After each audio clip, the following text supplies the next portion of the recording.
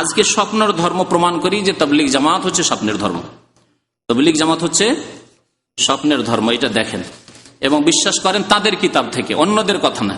কারণ অন্যরা বললে হয়তো সন্দেহ করতে পারেন যে কি জানি বাড়াবাড়ি করেছে। ফাজাইলে হজ, এই ফাজাইলে হজের পৃষ্ঠা নম্বর 197, কিসসা নম্বর 4, কিসসা নম্বর 10। শরীয়তের ক্ষেত্রে শুধুমাত্র আম্বিয়াদের স্বপ্ন হচ্ছে ওহী, আম্বিয়া কেরামগণের স্বপ্ন হচ্ছে ওহী। ইব্রাহিম আলাইহিস সালাম স্বপ্ন দেখলেন, তার স্বপ্ন আপনার স্বপ্নের মতো না, তার স্বপ্ন ওহী। তিনি স্বপ্ন দেখলেন আন্নী আযবাহুকা, বলছেন ছেলেকে যে আমি জবাই করছি, হে ইসমাইল তোমাকে জবাই করছি। ফানজুর মাজা তারা, তোমার মত কি? বলছেন ইয়া আবাতি ফাল মা তুমার, যা আল্লাহর আদেশ হয়েছে আপনি করে ফেলুন। ছেলেও জানছে যে আব্বা যখন স্বপ্ন দেখছেন তাহলে আল্লাহর আদেশ হয়েছে, কিন্তু আপনি আমি কি সেই রকম না? আমাকে শয়তানও বলতে পারে, আপনাকে শয়তান বলতে পারে। তাবলীগী ধর্ম স্বপ্নের ধর্ম। কেমন করে স্বপ্নের ধর্ম তা আপনাদেরকে শোনাবো। তাদের দুটি কিতাব আপনাদের সামনে আছে, একটি হচ্ছে ফাজাইলে দুরুদ শরীফ, ফাজাইলে দুরুদ শরীফ, আর একটি হচ্ছে ফাজাইলে হজ। আর বাকিগুলি ফাজাইল আমলে নয়, ফাজাইলে নামাজ, ফাজাইলে জিকির, ফাজাইলে তাবলীগ, হেকায়েতে সাহাবা আর পাস্তিকা এলাজ, সবগুলি যা আছে ওগুলি ইনশাআল্লাহ তাআলা অন্য সময় দেখানো হবে। কিন্তু এই দুটি কিতাব থেকে দেখাবো স্বপ্নের ধর্ম হচ্ছে তাবলীগ জামাত, স্বপ্ন ধর্ম হচ্ছে তাবলীগ জামাত, সেটি দ্বীনে ইসলাম নয়, সেটি হচ্ছে স্বপ্নের ধর্ম। প্রথম কথা এই স্বপ্ন দিয়ে এই তাবলীগ জামাত শুরু হচ্ছে।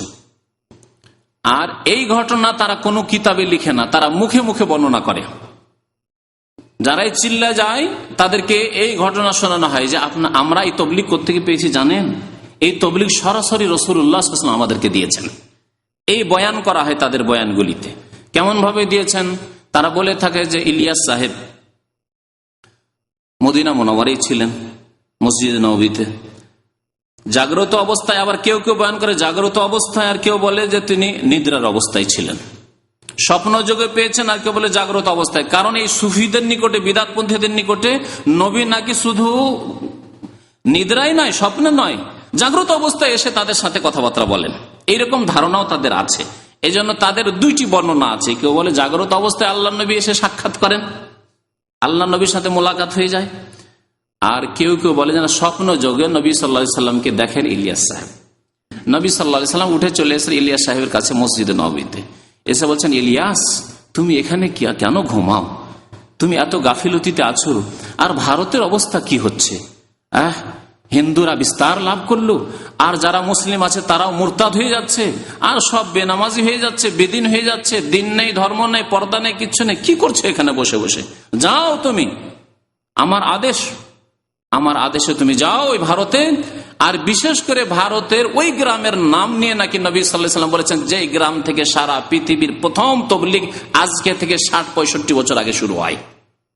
সেই গ্রামের নাম হচ্ছে মেওয়াত। গ্রামের নাম হচ্ছে মেওয়াত। তাদের কিতাবাদের ভূমিকাতে পাবেন।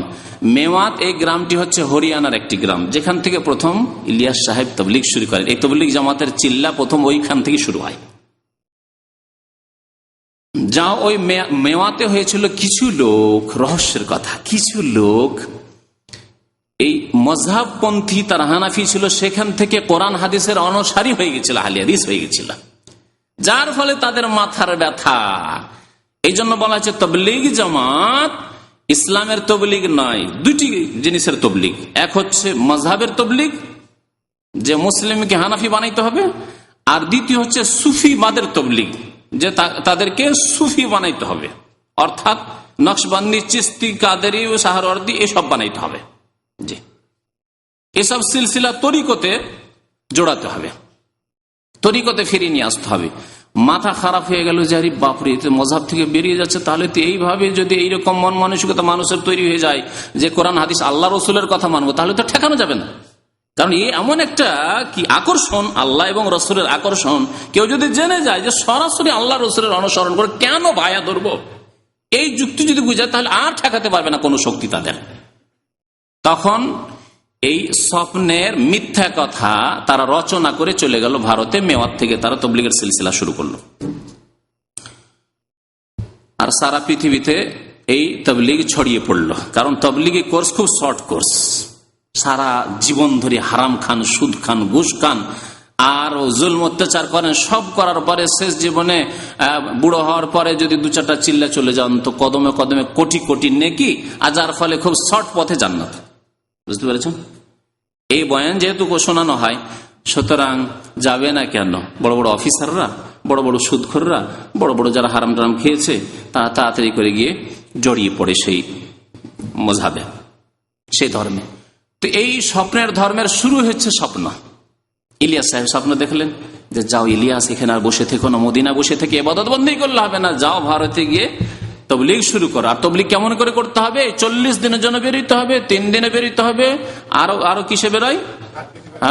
7 দিনে বেরোতে হবে, আর 10 দিনে, আর 4 মাসে। জি, জীবন চিল্লা। জি, এসব চিল্লার একটা বই এসছে তাদের, হয়তো কোনো সময় সেই বইটা নিয়ে এসে আবার শোনানো হবে। তাদের পুরো তরিকা বর্ণনা করা হয়েছে 6 উসুল বর্ণনা করার পরে। তো আজকে আর সেদিকে যাচ্ছি না। এই তবলিগি চিল্লার শিক্ষা তাহলে তারা হাসিল করলো কোন ধর্ম থেকে? ইসলামের যে 4টি উৎস, সেখান থেকে নয়, কোরআন থেকেও নয়, হাদিস থেকেও নয়, ইজমা থেকেও নয়, আর কিয়াস থেকেও নয়, কোত্থেকে? স্বপ্ন থেকে। বুঝতে পারলেন? জি। এখন আসেন দ্বিতীয় স্বপ্ন শোনায় আপনাদেরকে। দ্বিতীয় স্বপ্ন শোনায় আপনাদেরকে ফাজাইল দুরূদ থেকে।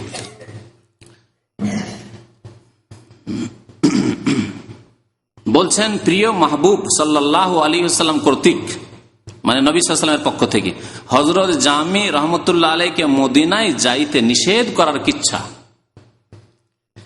হযরত জামি যে পারস্য দেশের এক বিদাতি ছিল, তাকে নবী সাল্লাল্লাহু আলাইহি ওয়াসাল্লাম নিষেধ করেছেন, মদিনা আসবে না তুমি, মক্কা এসে হজ করতে, মদিনা আসবে না তুমি, মদিনা আসবে না তুমি। সরাসরি নবী সাল্লাল্লাহু আলাইহি ওয়াসাল্লাম নিষেধ করছেন। কিভাবে? স্বপ্ন যোগে। আমিরকে, মদিনা, মক্কার গভর্নরকে স্বপ্ন দেখিয়ে, মক্কার গভর্নরকে, আমিরকে স্বপ্ন দেখিয়ে, স্বপ্নের ধর্ম। আর তার প্রতি আমলও করছে সে আমির। বলছে এই ফাজাইল কিতাব সমূহ লিখিবার জামানায় তারপরে তিনি যে শিরকি কবিতাগুলি লিখেছেন, এর লেখক সম্পর্কে বলে দিই। ফাজাইল আমলের লেখককে জাকারিয়া সাহেব। জাকারিয়া সাহেব ইলিয়াস সাহেবের খাস শিষ্য শাগির্দ মুরিদ। তো জাকারিয়া সাহেব এই খেদমত করেছেন যে ইলিয়াস সাহেব যে জামাতকে তৈরি করে গেলেন, তাবলীগ জামাত প্রবর্তন করে গেলেন, তৈরি করে গেলেন, সেই জামাতের কিছু কোর্স হওয়া উচিত। সেই কোর্স সিলেবাস তৈরি করে দিয়ে, সেই সিলেবাসে আকীদাও নেই, আর মাসলা মাসাইল আহকামও নেই, সেই সিলেবাসে আছে শুধু ফজিলত আর ফজিলত, কি করলে কত নেকি পাবেন, ব্যাস। সেটা কিছু কোরআনের আয়াতও আছে, কিছু সহি হাদিসও আছে, কিছু জাল হাদিস, জয়ীফ হাদিস আছে, কিছু জাল মিথ্যা হাদিস আছে, আর কিছু কিস্সা কাহিনী, স্বপ্ন আছে, আর বহু শিরকিয়া শিরক বিদাত আছে। এ সবগুলি মিলে হচ্ছে ফাজাইল আমল। আর বলতে হবে কি? ফাজাইল আমলের খোলাসা বললাম যে কোরআনের আয়াতও আছে, সহি হাদিসও আছে, জয়ীফ হাদিসও আছে, জাল হাদিসও আছে, কিস্সা কাহিনীও আছে, স্বপ্নও আছে, আর শিরক বিদাতও আছে। জি। আর ইনশাআল্লাহ তাআলা সবগুলি দেখতে পাবেন এই ফাজাইল আমলে। তো যখন ফাজাইল আমলের ফাজাইলের দুরুদ লিখার ইচ্ছা করলেন জাকারিয়া সাহেব, তখন খুব বেশি স্বপ্ন দেখতে লাগলেন। এমনি তো স্বপ্ন দেখেন, কিন্তু খুব বেশি স্বপ্ন দেখতে লাগলেন। আর বারবার নাকি নবী সাল্লাল্লাহু আলাইহি সাল্লাম যখনই স্বপ্ন যোগে সাক্ষাৎ করছেন, তখনই বলছেন যে হে জাকারিয়া, যখনই ফাজাইলে দুরুদ লিখবে অবশ্যই কবিতা লিখবে। আল্লাহর নবী যে কত কবিতা ভালোবাসতেন, কত যে কবিতা ভালোবাসতেন, কোরআন হাদিস চাইতো নাকি ভালোবাসতেন আল্লাহ পাক ভালো জানে। বিদাতীদের কথা যে হে ইলিয়াস, হে জাকারিয়া, যখনই তুমি ফাজাইলে দুরুদ লিখবে, কি লিখবে? অবশ্যই কবিতা লিখবে। অথচ কবিতা সম্পর্কে আর কবিদের সম্পর্কে আল্লাহ পাক কি বলেছেন শুনবেন? একটু শোনাই দিই। আল্লাহ পাক রব্বুল আলামিন সূরা শুআরার শেষ দিকে, শেষ আয়াত, 3-4টি আয়াত শেষ দিকে আল্লাহ বলছেন ওয়াশ-শুআরাউ ইয়াত্তাবিউহুমুল গাউন, কবিগণ বা কবিরা যারা কাব্য রচনাকারী, ইয়াত্তাবিউহুমুল গাউন, তাদের অনুসরণ করে পথভ্রষ্টরা।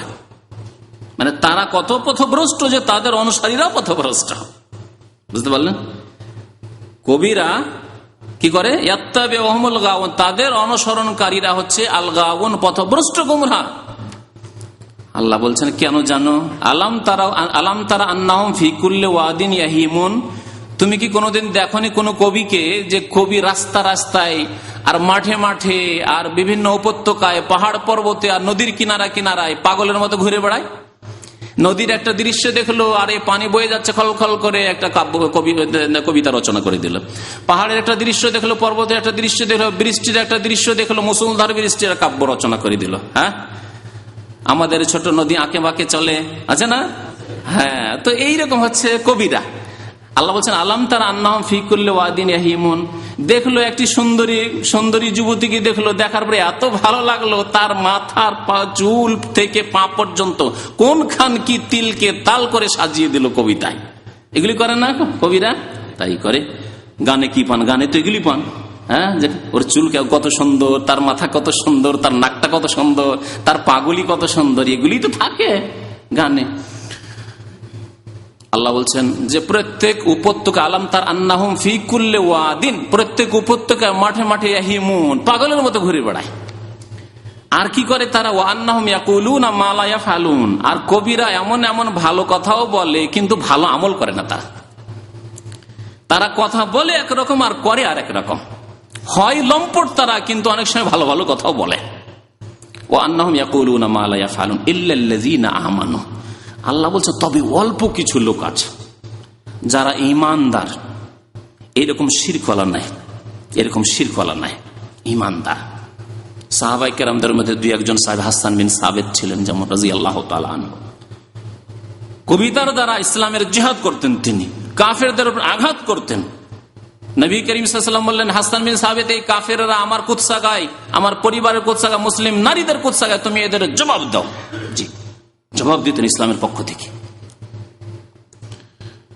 ইল্লাল্লাযীনা আমানু ওয়া আমিলুস সালিহাত, এবং তারা সৎকর্মশীল, বেনামাজি কবি নয়, মুশরিক কবর পূজারী মাজারপন্থী পীরপন্থী কবি নয়। ওয়া আমিলুস সালিহাত ওয়া যাকারুল্লাহ কাসীরা, আল্লাহকে বেশি বেশি স্মরণ করে, রাসূলকে স্মরণ করে না, শিরক করে না। আর এখানে আছে রাসূল তারাহাম ইয়া নবী আল্লাহ তারাহাম জামাহজুরি বারাউন, হে আল্লাহর নবী আপনি মেহেরবানি পূর্বক একটু দয়া ও রহমের দৃষ্টি নিক্ষেপ করুন। কার কাছে চাইছে রহমত? রসুলের কাছে। তাহলে এরা হলো ইল্লাল্লাযীনা আমানু না আশরাকু ওয়া আমিলুস সালিহাত না সাইয়্যাত ওয়া যাকারুল্লাহ, আল্লাহর জিকির করলো না যাকারুন নবী।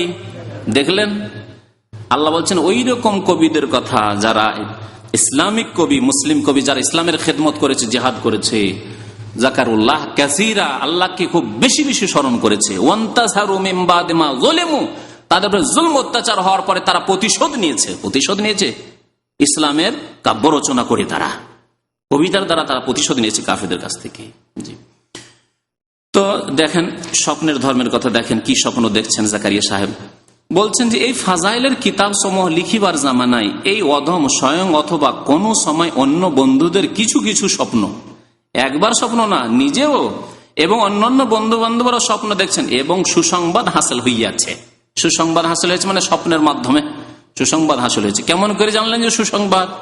কারণ স্বপ্ন তিন প্রকার হতে পারে। আপনি সারাদিন খেয়াল করছেন কি লিখবো, তখন আসে শয়তান, আসছে, আসার পরে বলছে যে কিস্তা লিখো, না ওই লিখো, কাসিদা লিখো, কবিতা লিখো। আর কবিতা কোনটি? ওই জামি সাহেবের সিরকি কবিতা। শয়তান এসে, ইবলিস শয়তান হয়তো আপনাকে শিরকের দিকে নিয়ে যাচ্ছে, শয়তান এদেরকে নিয়ে খেলা করেছে।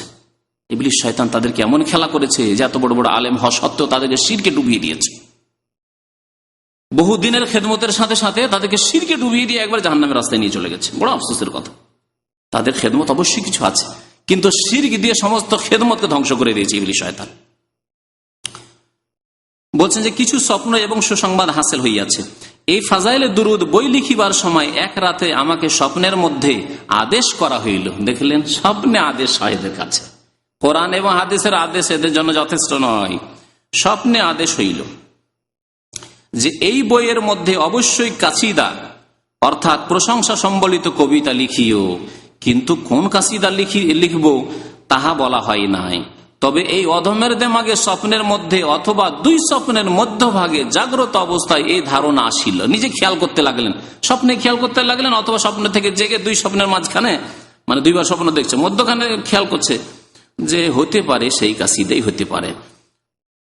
এই ধারণা ছিল যে ইশারা ওই কাসিদার দিকে যাহা হযরত মাওলানা জামি রহমতুল্লাহ ইউসুফ জুলেখা নামক কিতাবে শুরুতে লিখিয়াছেন।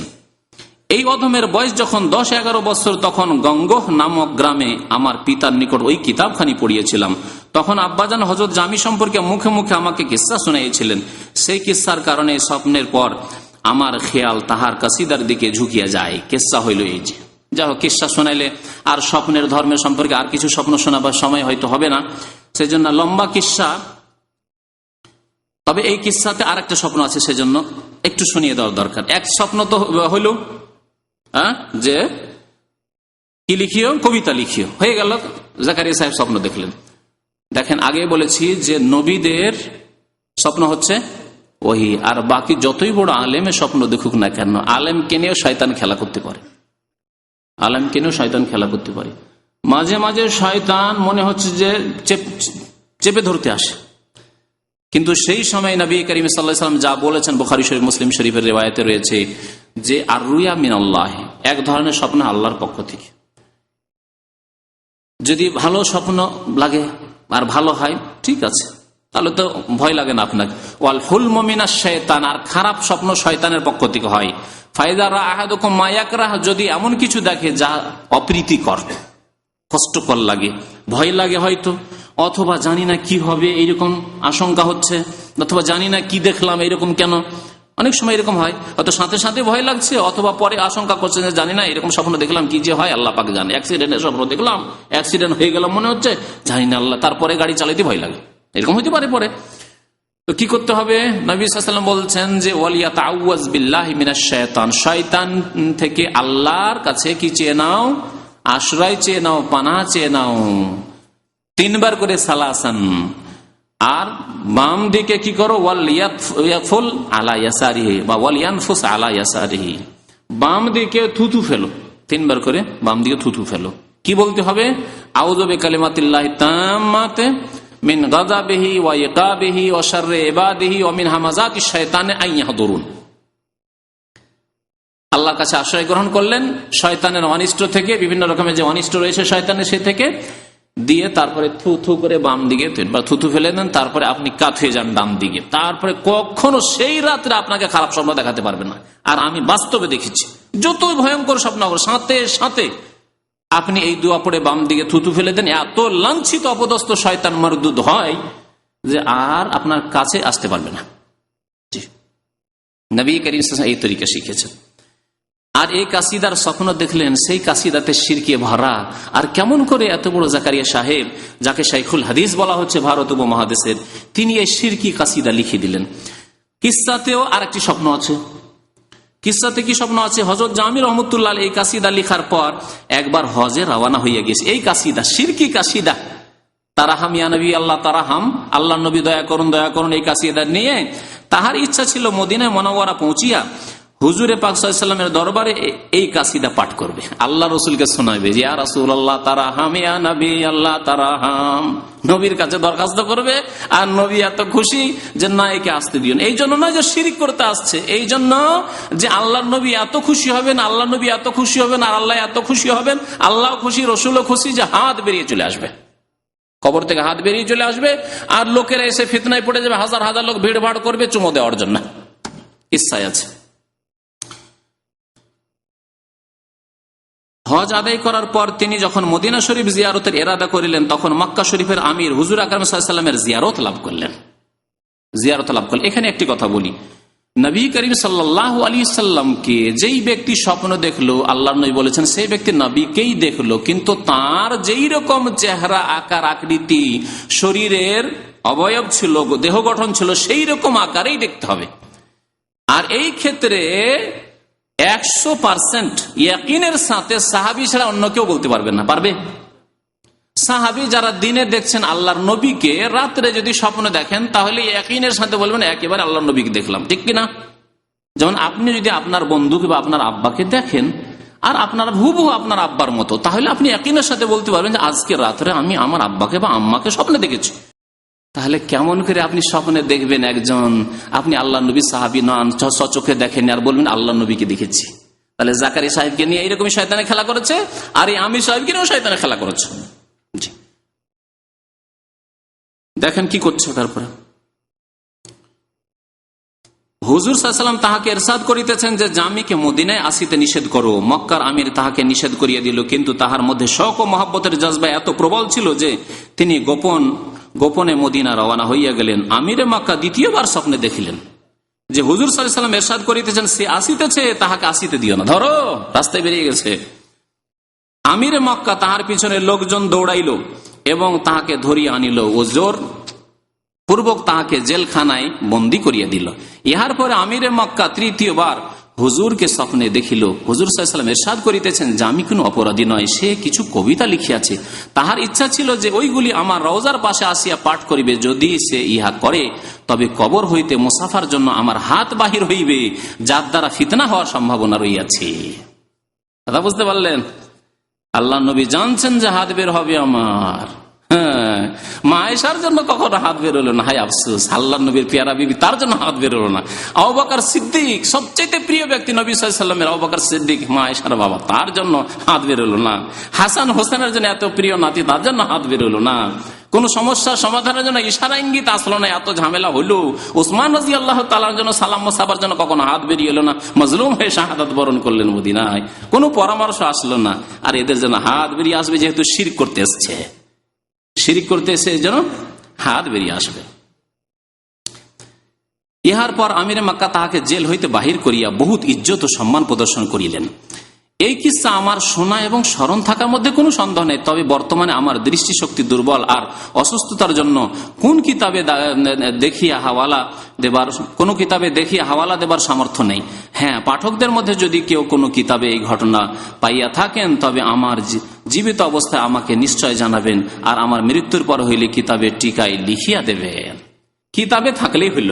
আমাদের দেশের ধর্ম কেমন, জাকারি সাহেবের ধর্ম এরকমই, কোন কিতাব আছে লিখে দিবেন, হাদিসে থাক আর নাই থাক, আর কোরআনে থাক আর নাই থাক, কোন কিতাবে থাকলে টিকাই দিয়ে দিবেন। তাহলে দেখলেন স্বপ্নের ধর্ম, স্বপ্নের মাধ্যমে সবকিছু হচ্ছে। জি আচ্ছা, কবিতার কিছু অংশ শুনিয়েছি, আর একটা লাইন শোনাই। না আখের রহমাতুল্লিল আলামিনী আজ মাহরুমানে চেরা গাফেল নাশিনী। বহুগুলি শিরক রয়েছে, তার মধ্যে এই আর একটা শিরকি লাইনের তর্জমা করি। আপনি নিঃসন্দেহে সারা বিশ্ব ভুবনের জন্য রহমত স্বরূপ, কাজেই আমাদের মতো দুর্ভাগা হইতে আপনি কি করিয়া গাফেল থাকিতে পারেন। কাকে বলছে? রাসূলুল্লাহ সাল্লাল্লাহু আলাইহি ওয়াসাল্লামকে বলছে যে চেরা গাফেল নাশিনী, আপনি কি করিয়া গাফেল থাকিতে পারেন। হে আল্লাহর নবী, আপনি কেমন আমাদের থেকে গাফেল থাকবেন? আমরা দুর্গত অবস্থায়, আমরা মজলুম, আমরা অভাবে, আর আপনি গাফিল হয়ে থাকবেন। আপনি দয়ার দৃষ্টিপাত করুন। দেখছেন নবীর কাছে কেমন ভাবে চাইছে, অথচ আল্লাহ গাফেল। আল্লাহ গাফেলিন আম্মা তা'মালুন, আল্লাহ গাফেল নন, বাকি সব গাফেল। কোন দিনে উঠানো হবে কিয়ামতের মাঠের জন্য তাও কেউ জানে না, আল্লাহ বলছে। এইভাবে বহু শিরকি কথাই রয়েছে। আজকে শিরকের বিষয় নিয়ে আলোচনা করবো না, শিরকের বিষয় নিয়ে অন্যদিন আলোচনা করব।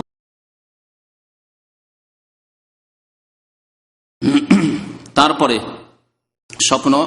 স্বপ্নটা দেখা যাক।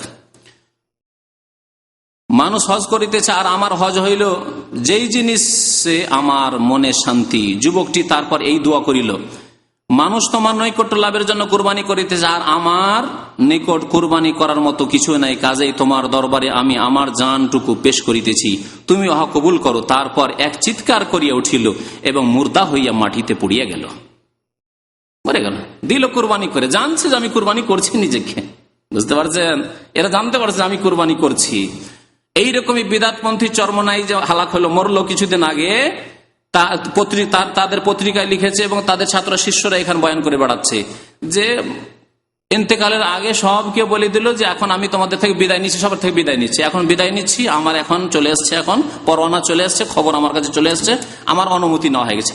আল্লাহর নবীদের কাছ থেকে যেমন অনুমতি নেওয়া হয়তো, নাকি চরমনাইয়ের ভণ্ড পীরের কাছ থেকে অনুমতি নেওয়া হয়েছে যে এখন আমি রুখসাত হচ্ছি, আল্লাহর সাথে এখন আমার ওরুস হবে, মিল মিলাপ হবে। আউযুবিল্লাহ।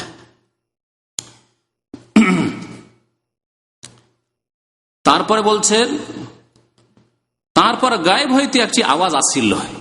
মরে যাওয়ার পরে গায়েব থেকে একটি আওয়াজ আসলো, ইনি আল্লাহর দোস্ত।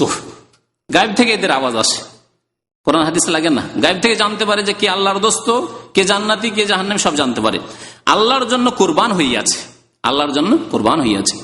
হযরত মালিক বলেন, আমি তাহার কাফন দাফনের ব্যবস্থা করি। সারা রাত আমি চিন্তাযুক্ত ছিলাম। একটু তন্দ্রা আসিলে আমি তাহাকে স্বপ্নে দেখিয়া জিজ্ঞাসা করিলাম। এই যে স্বপ্নের ধর্ম, এখন শোনেন, স্বপ্নের ধর্ম শোনেন। এ তন্দ্রাতেই সে স্বপ্ন দেখতে লেগেছে। জানাব, আপনার সহিত কিরূপ ব্যবহার করা হইয়াছে? জিজ্ঞাসা করছে। সে বলিল, তাহারা কাফেরদের তরবারিতে শহীদ হইয়াছেন, আর আমি মওলার প্রেমের তলোয়ারে শহীদ হইয়াছি। আল্লাহ নবীর সাহাবারা শহীদ হয়েছেন, 70 জন শহীদ হয়েছেন ওহদের মাঠে কাফেরের তলোয়ারে। হ্যাঁ, সৈয়দুস শুহাদা যিনি কাফেরের তলোয়ারে শহীদ হয়েছেন, আর আমি কেমন শহীদ? হ্যাঁ, আল্লাহর প্রেমে, ইশকে শহীদ হয়েছি।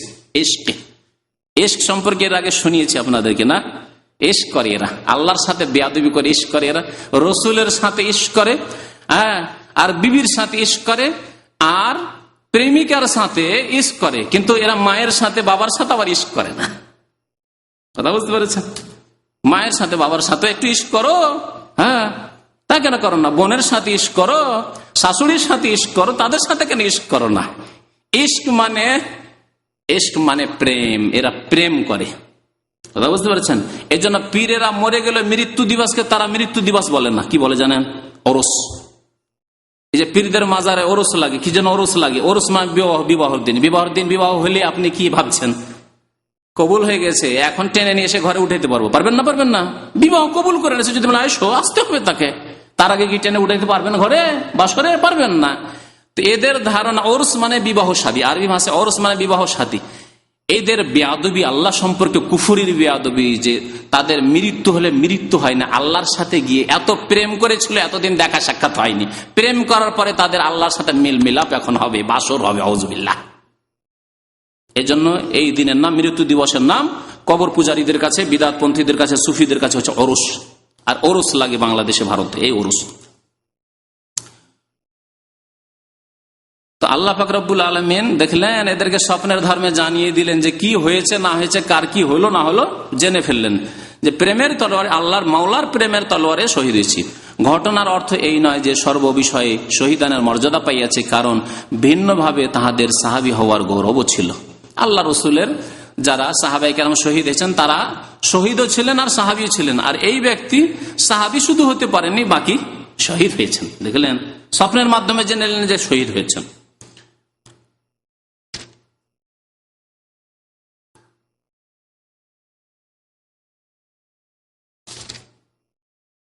স্বপ্ন, আর একটি স্বপ্ন শোনায়।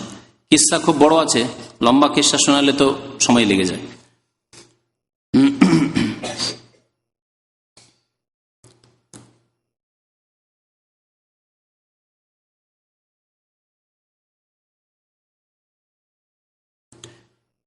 একজন লোক, আল্লাহর ওলি মানে বিদাতি ওলি, সে সেজদায় পড়িয়ে গেল। আমি তাহার নিকট গিয়া তাহাকে ডাকিলাম, দেখিলাম কোনো সাড়া শব্দ নেই, অর্থাৎ মরিয়ে গিয়েছে।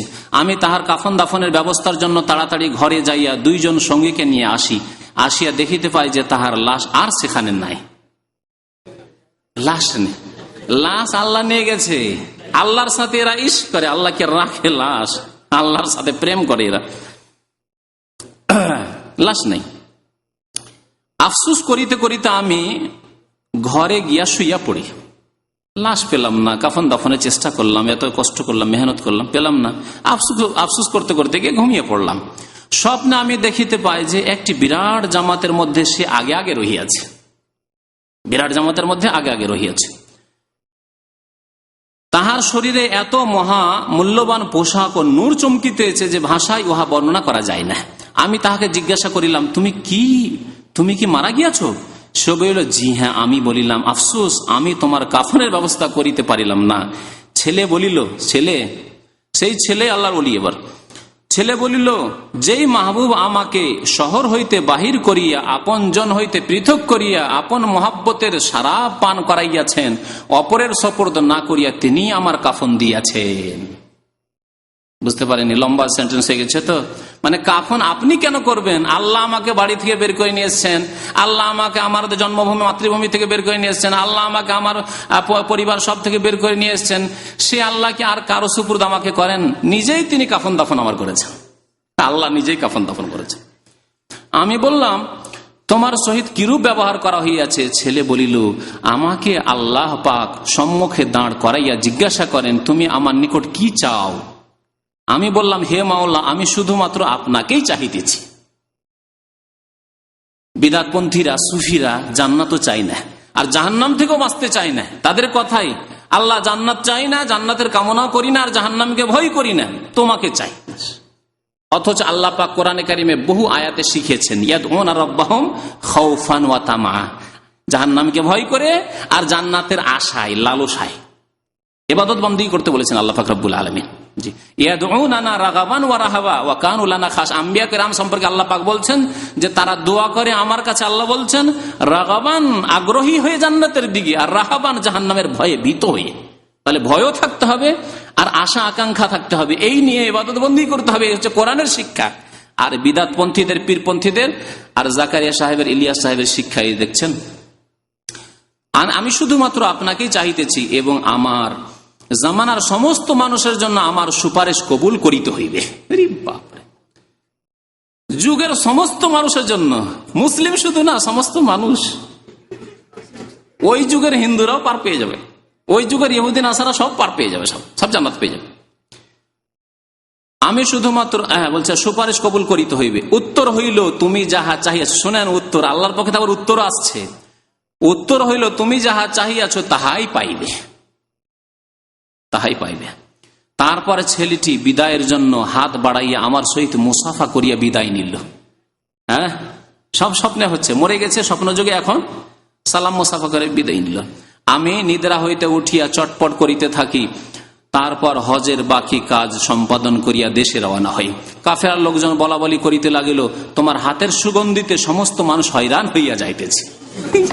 এক মজার কথা, ও তো গেল, কাফন দাফন তা আল্লাহ করেছেন এই যুবকের, তারপরে এই যে হাতে স্বপ্নে যুগে মুসাফা করেছে, স্বপ্ন থেকে সুগন্ধি চলে আসছে। হ্যাঁ, স্বপ্ন থেকে আল্লাহর ওলির হাত যদি স্বপ্নে দেখে এত সুগন্ধি আসে, তাহলে জিন্দা পীরের হাতে যদি মুসাফা করতে পারেন, বয়াত করতে পারেন, তো কতই না সুগন্ধি আসে। তাহলে ভারত বাংলাদেশের মানুষ, পাকিস্তানের মানুষ কেন পীরের পূজা করবে না আর পীরের বয়াত করবে না? হ্যাঁ, জি জি, শোনেন তারপরে। হ্যাঁ, এই এক মজার কথা, এতক্ষণ পর্যন্ত সে জেনেছে কি না জেনেছে, সুগন্ধি লোকেরা পাচ্ছে। এখন সুগন্ধিতে সমস্ত মানুষ হয়রান হইয়া যাইতেছে। কথিত আছে, মৃত্যু পর্যন্ত ইব্রাহিমের হাত হইতে খুশবু বাহির হইত, যতদিন বেঁচে ছিল খুশবু আসতে থাকতো। এই হলো স্বপ্নের ধর্ম।